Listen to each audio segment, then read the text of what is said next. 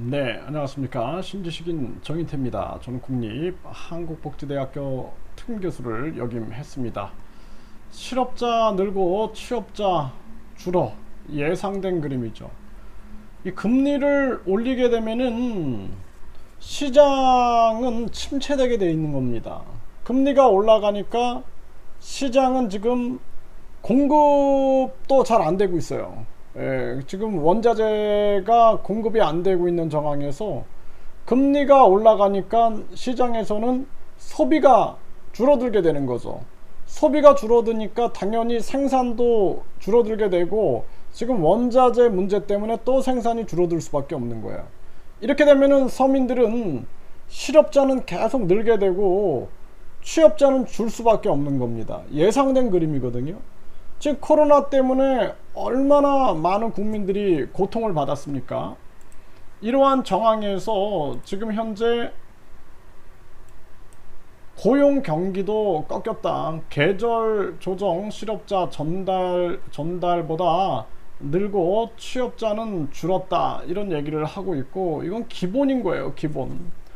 그래서 지금 이 고물가로 인해서 당연히 소비도 줄어들 수밖에 없는 그러한 정황에다가 금리를 또 상승시키고 가계부채 불안, 자산 가격 하락 등으로 계속 고용은 나빠질 수밖에 없고 실물 경기가 꺾일 수밖에 없는 그런 정황으로 가게 되는 거죠.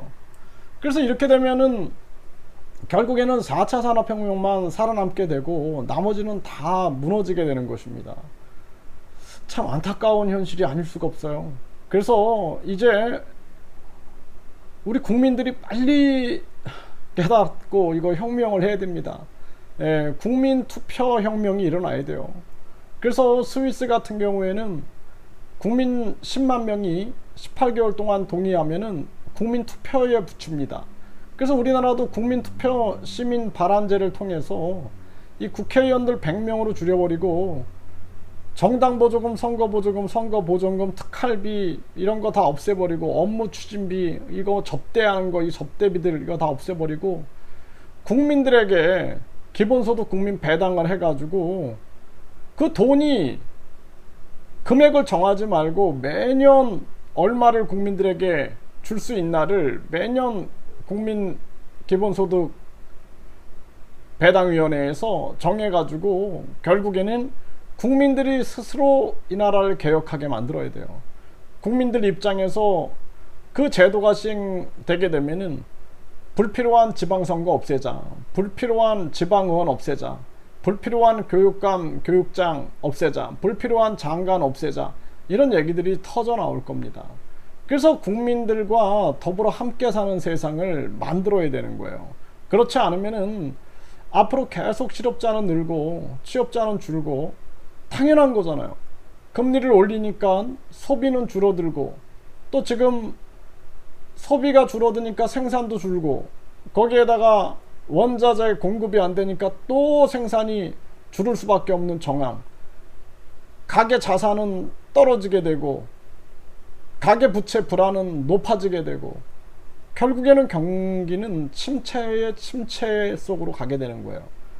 지금 스태그플레이션으로 이 물가 상승이 경기가 침체된 가운데 공급 부족으로 나타나고 있는 스태그플레이션 현상이 나타나고 있는 거죠. 이 다음은 디플레이션, 저물가, 저성장의 늪으로 빠진다라는 거예요. 일본이 30년 동안 잃어버린 30년 이런 얘기를 하죠. 대한민국의 미래가 참 걱정이고요. 어떻게든 밑바닥 경제를 살려야 된다. 서민 경제를 살려야 된다라는 목소리가 나와야 되는데 이 정치권이 그러한 거 신경 안 쓰고 윤석열 대통령도 공무원들 휴가 가라. 나도 휴가 간다. 휴가 갈 때가 아닙니다, 지금. 지금 휴가 갈 때가 아니라 국민들 살려야 할 때인데 뭐가 뭔지 전혀 그러니까 윤 대통령은 대통령이 아니라 그냥 공무원 같아요. 공무원. 그러니까 어제 검사가 오늘의 대통령이 되는 나라 이 나라가 제정신의 나라인가 적어도 공무원들은 3년 동안 출마하면 안 됩니다. 사회 경험이 있어야 되거든요. 그러니까 대통령이 아니라 그냥 공무원이에요, 공무원. 응? 공무원 대표처럼 보입니다. 참 안타까운 현실이다, 이렇게 생각을 합니다.